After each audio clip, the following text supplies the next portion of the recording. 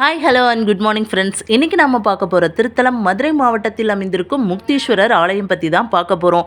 இந்த வீடியோவில் கோவிலை நான் ஃபுல்லாகவே உங்களுக்கு சுற்றி காட்டியிருக்கேன். அது மட்டும் இல்லாமல் இந்த கோவிலோட தல வரலாறுகளையும் பல்வேறு சிறப்புகளையும் இந்த காணொலியில் பார்க்கலாம். ஸோ வீடியோவை ஸ்கிப் பண்ணாமல் பாருங்கள். இப்போ வாங்க வீடியோக்குள்ளே போகலாம். மதுரை மாவட்டம் பெரியாரிலிருந்து சுமார் 6 கிலோமீட்டர் தொலைவிலும் மாட்டுத்தாவணியிலிருந்து சுமார் 5 கிலோமீட்டர் தொலைவிலும் அமைந்துள்ளது இந்த முக்தீஸ்வரர் திருத்தலம்.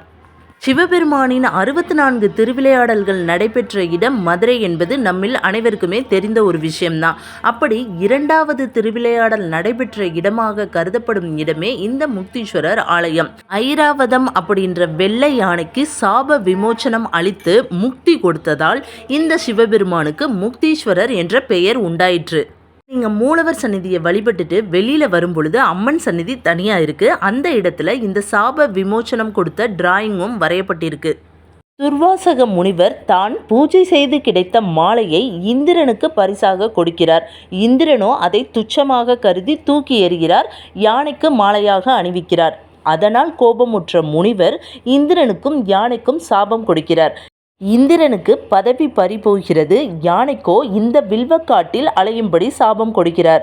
அந்த ஐராவத வெள்ளை யானை சிவபெருமானை வணங்கி அவரிடம் முக்தி பெற்றதால் இங்கிருக்கும் சிவனுக்கு முக்தீஸ்வரர் என்ற பெயர் உண்டாயிற்று.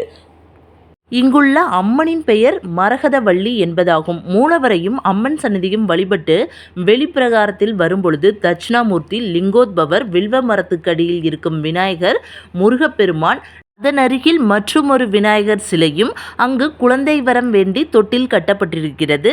சண்டிகேஸ்வரர், துர்க்கை சந்நிதிகளும் அமைந்துள்ளது. மேலும் காலபைரவர் சந்நிதியும் இங்கு ஓரளவுக்கு உயரமான சிலையாகவே அமைந்திருக்கிறது. அது மட்டுமல்லாமல் இந்த முக்தீஸ்வரர் திருத்தலத்தில் கொடிமரம் கிடையாது. மேலும் இங்குள்ள வில்வ மரத்துக்கு அடியில் இருக்கும் விநாயகருக்கு 48 நாட்கள் விளக்கேற்றி வழிபட்டால் தன்னுடைய பிரார்த்தனைகள் மற்றும் கனவுகள் நிறைவேறும் என்பது மக்களிடத்தில் ஒரு பெரிய நம்பிக்கையாக இருக்கிறது. இங்கு நவகிரகத்திற்கு என்று தனி சந்நிதி எதுவும் கிடையாது. மாறாக சூரிய ஒளி சிவபெருமான் மீது படுவது மிகவும் சிறப்புக்குரிய ஒரு நிகழ்ச்சியாகும். மதுரையில் உள்ள பஞ்சபூத தலங்களில் இந்த தலம் காற்று ஸ்தலமாக விளங்குகிறது. இறந்தவங்களுக்கு திதி கொடுக்கறது இந்த கோவிலில் மற்றும் ஒரு சிறப்பு. அது மட்டுமல்லாமல் தினமும் 11:30 மணியளவில் இங்கு 50 பேருக்கு அன்னதானம் வழங்கப்படுகிறது.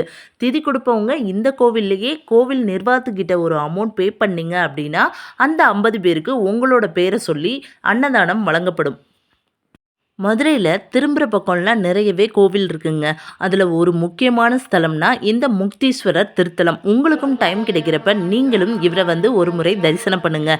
ஓகே ஃப்ரெண்ட்ஸ், உங்களுக்கு இந்த வீடியோ பிடிச்சிருக்கும்னு நம்புகிறேன். வீடியோ பிடிச்சிருந்தா மறக்காமல் லைக் பண்ணி கமெண்ட் பண்ணி முக்கியமாக சப்ஸ்கிரைப் பண்ணி கூடவே பெல் ஐக்கானையும் கிளிக் பண்ணுங்கள். அப்போ தான் என்னோட எல்லா வீடியோவும் உங்களுக்கு உடனுக்குடனே நோட்டிஃபிகேஷனில் வரும். இதுபோல் மேலும் பல ஆன்மீக தகவல்களுக்கு மறக்காமல் என்னோட பிளேலிஸ்ட்டை செக் பண்ணி பாருங்கள். Okay friends, thanks for watching.